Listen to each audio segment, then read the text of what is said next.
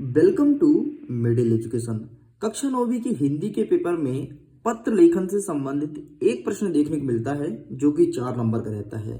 देखिए हमारे सामने कुछ क्वेश्चन पेपर अवेलेबल है, जैसे आप देख सकते हैं प्रश्न क्रमांक 22 में अपने प्राचार्य को आवेदन पत्र लिख करके विद्यालय में पेयजल संबंधित समुचित व्यवस्था हेतु निवेदन कीजिए।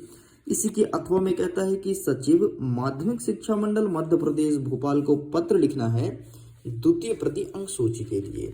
एंड जैसे मैं इसे साइड करता हूं, एक दूसरा पेपर उठाता हूं तो यहां पर पूछा गया है कि शाला त्याग प्रमाण पत्र हेतु आवेदन पत्र लिखना है।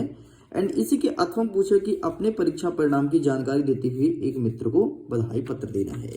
अब देखिए स्टूडेंट्स, पत्र तो 2 प्रकार के होते हैं, एक होता है औपचारिक पत्र और दूसरा होता है आपका अनौपचारिक पत्र। डिफरेंस क्या है इसे समझते हैं, फिर पत्र लिखने का एक शॉर्ट ट्रिक बताने वाला हूं जिसके माध्यम से आपके एग्जाम में कोई भी पत्र आ जाए आप आसानी से लिख करके और 4 में से 4 नंबर ला सकते हैं। देखिए औपचारिक पत्र का मतलब होता है ऐसा कोई पत्र जब आप किसी सरकारी संस्था को लिखें या फिर किसी जैसे कलेक्टर साहब को लिखें या फिर किसी ऐसे बड़े पदस्थ अधिकारी को लिखें जो कोई सरकारी संस्था में कार्यरत हो, जिसका कोई ना कोई उद्देश्य हो, ऐसे पत्र को औपचारिक पत्र कहा जाता है। एंड यहीं पर दूसरा पत्र का प्रकार होता है अनौपचारिक पत्र। और औपचारिक पत्र मतलब होता है ऐसा कोई पत्र जब आप किसी दोस्त को लिखें, अपने सगे संबंधी को लिखें, चाहे आपको शादी में बुलाने के लिए हो, जन्मदिन में बुलाने के लिए हो, या फिर घर में शोक दिवस मनाए हो, या फिर एक्सेट्रा एक्सेट्रा कुछ और भी हो सकता है। तो अगर आप सगे संबंधी साथी को लिखते हैं इसे कहेंगे अनौपचारिक पत्र। और अगर ऑफिशियल मतलब सरकार के लिए लिखते हैं, फिर सरकार के अंतर्गत जो काम करते हैं उनके लिए पत्र लिखते हैं, उसे कहेंगे आपका औपचारिक पत्र। मैं उम्मीद करता हूं औपचारिक और अनौपचारिक में अंतर समझ आया होगा। अब देखो परीक्षा में प्रश्न कैसे पूछता है, एक प्रश्न दे देगा ऊपर औपचारिक वाला, नीचे अथवा में देगा अनौपचारिक वाला। जैसे आपको औपचारिक में दे दिया कि शाला त्याग प्रमाण पत्र हेतु अपने विद्यालय के प्राचार्य जी को एक पत्र लिखिए। एंड अनौपचारिक में दे दिया कि अपने मित्र को बधाई पत्र दीजिए कि उन्होंने परीक्षा में सबसे अच्छे अंक से उत्तीर्ण हुआ है। तो देखो अपने मित्र को लिखा वो आपका अनौपचारिक कहलाएगा और अपने प्रिंसिपल साहब को लिखा वो आपका औपचारिक कहलाएगा। अब हम औपचारिक पत्र का बेस्ट फॉर्मेट दिखाने वाले हैं जिसके माध्यम से आसानी से आप 4 में से 4 नंबर ला सकते हैं।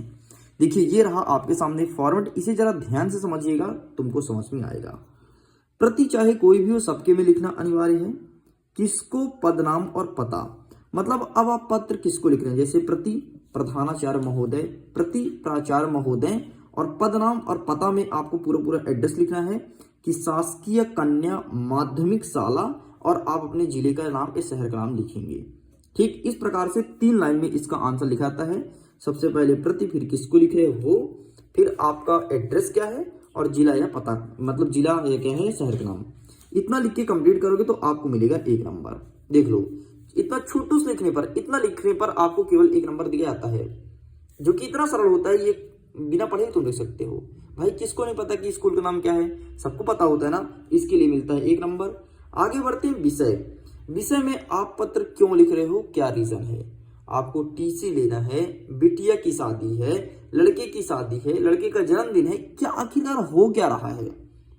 अगर आप ये लिखते हो तो मिलेगा 1 नंबर। अब कारण संबंधी विषय वस्तु, मतलब कारण सहित आपको बातें बतानी है। देखो शॉर्ट बता दिया तुमने क्या हो रहा है, जैसे आपने बोल दिया स्थानांतरण प्रमाण पत्र हेतु आवेदन पत्र तुमने लिख दिया। अब तुमको स्थानांतरण प्रमाण पत्र क्यों चाहिए, जैसे तुमने लिख दिया कि मेरे पिताजी का ट्रांसफर मतलब स्थानांतरण जबलपुर से लेकर के भोपाल के लिए हो गया है, अतः मैं अध्ययन अध्यापन अपना आगे का भोपाल में ही करने वाला हूँ। ये तुम्हारा कारण हो गया। तो बस ये लिखना है कारण संबंधी विषय वस्तु। अगर ये लिखते हैं तो मिलेगा 1 नंबर, मतलब 3 नंबर तुम्हारा फिक्स। और किसने और दिनांक, दिनांक लिख देते हो तो 1 नंबर। और किसने मतलब आपका आज्ञाकारी शिष्य जो लिख देते ना, आपका आज्ञाकारी शिष्य, आज्ञाकारी भले ना हो लेकिन ऐसे लिखोगे आपका आज्ञाकारी शिष्य नाम विजेंद्र द्विवेदी, है ना, जो भी हो एक्सेट्रा एक्सेट्रा आप इस प्रकार से लिखते हो। तो ये रहा आपका बेस्ट फॉर्मेटिंग। इसी फॉर्मेट में लिखोगे तो डेफिनेटली तुम अच्छा स्कोर गेन करोगे। हम कुछ क्वेश्चंस बता देते हैं जो आपके एग्जाम में आएगा, आप उसे देख लीजिएगा। ठीक है। और आपके सामने अभी हम एक दो प्रैक्टिकल तौर पर भी दिखाएंगे। देखिए आपके एग्जाम में कौन कौन से क्वेश्चन है। प्रश्न क्रमांक 1, अपने विद्यालय के प्राचार्य को शाला शुल्क मुक्ति के लिए एक पत्र देना है। विद्यालय के प्राचार्य साहब को शाला छोड़ने पर स्थानांतरण परिवर्तन मतलब टीसी हेतु एक आवेदन पत्र लिखना है। टीसी इंग्लिश वर्ड है, यूज मत करना, मैंने समझाने के लिए यहाँ पे लिख दिया है।